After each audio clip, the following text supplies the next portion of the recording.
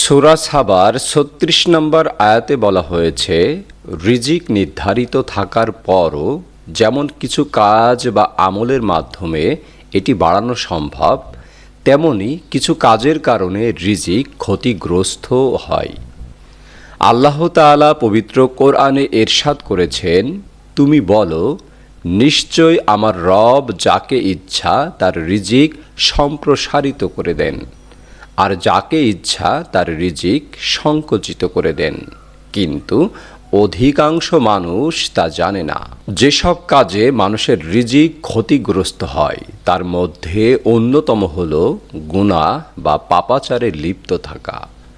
সাওবান রাদিয়াল্লাহু তাআলা আনহুর বিবরণে আছে যে রাসূলুল্লাহ সাল্লাল্লাহু আলাইহি ওয়াসাল্লাম বলেছেন, সৎকর্ম মানুষের আয়ুকাল বাড়াতে পারে এবং দোয়া পারে মানুষের তাকদীর।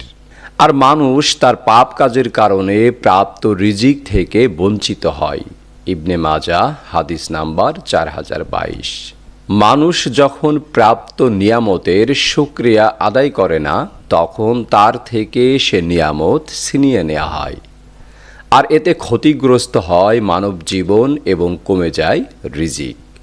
আল্লাহ তাআলা পবিত্র কোরআনে ইরশাদ করেছেন, আর যদি অকৃতজ্ঞ হও তবে মনে রেখো আমার শাস্তি বড়ই কঠোর। সূরা ইব্রাহিম আয়াত নাম্বার 7। মিথ্যা কসম খাওয়া এবং মানুষকে ধোঁকা দিলে আয় উপার্জনের বরকত চলে যায়, আর বরকত চলে যাওয়া মানে রিজিক ক্ষতিগ্রস্ত হওয়া। রাসূলুল্লাহ সাল্লাল্লাহু আলাইহি ওয়াসাল্লাম বলেছেন, বেচাকেনা করার সময় তোমরা অধিক কসম করা থেকে সাবধান থেকো, কারণ মিথ্যা কসমের দ্বারা বিক্রি বেশি হয় কিন্তু বরকত ধ্বংস হয়ে যায়। মুসলিম হাদিস, হাদিস নাম্বার 1607। সুদের মাধ্যমে ব্যবসা বৃদ্ধি হয়। আপাত দৃষ্টিতে এমনটা মনে হলেও সুদের কারবারের দ্বারা ব্যবসায় বরকত নষ্ট হয়ে যায়। আল্লাহ তাআলা পবিত্র কোরআনে স্পষ্ট ভাষায় বলেছেন, আল্লাহ সুদকে ধ্বংস করে দেন এবং সাদাকাকে বর্ধিত করে দেন। সূরা বাকারা আয়াত নাম্বার 276। যখন কোনো জাতি যাকাত আদায় করা বন্ধ করে দেয়, আসমান থেকে তখন বৃষ্টি বর্ষণ বন্ধ করে দেয়া হয়। পৃথিবীর বুকে যদি কোনো চতুষ্পদ জন্তু না থাকতো তাহলে আর কখনো বৃষ্টি হতো না। ইবনে মাজাহ হাদিস নাম্বার 4019।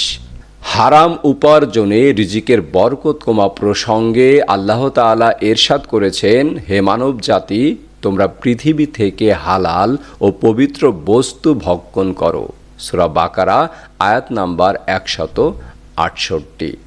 রাসূলুল্লাহ সাল্লাল্লাহু আলাইহি ওয়াসাল্লাম বলেছেন, যে ব্যক্তি হালাল ও বৈধ উপায়ে সম্পদ অর্জন করে তাকে বরকত দান করা হয়, আর যে ব্যক্তি হারাম ও অবৈধ পন্থায় সম্পদ অর্জন করে সে এমন ব্যক্তির মতো আহার করেও তৃপ্ত হয় না, অর্থাৎ সে যতই ভক্ষণ করুক না কেন তার ক্ষুধা নিবারণ হয় না। মুসলিম হাদিস, হাদিস নাম্বার 1052।